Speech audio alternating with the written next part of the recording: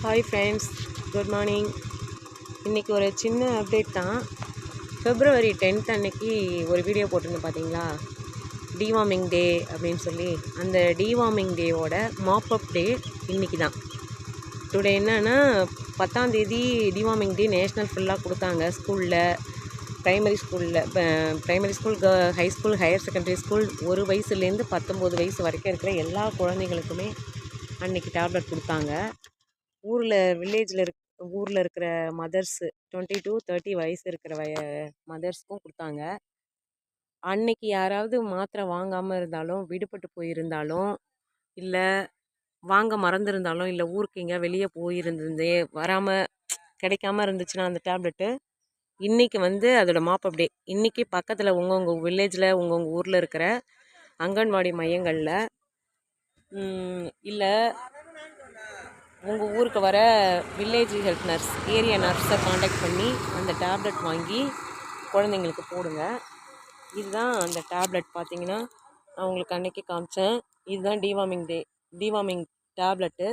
இந்த டேப்லெட் வாங்கி எல்லோரும் குழந்தைங்களுக்கு அன்றைக்கி போடாதவங்க போடுங்க. இதை கவர்மெண்ட்டில் வந்து 6 மந்த்துக்கு ஒரு தடவை அவங்களாவே கொடுக்குறாங்க.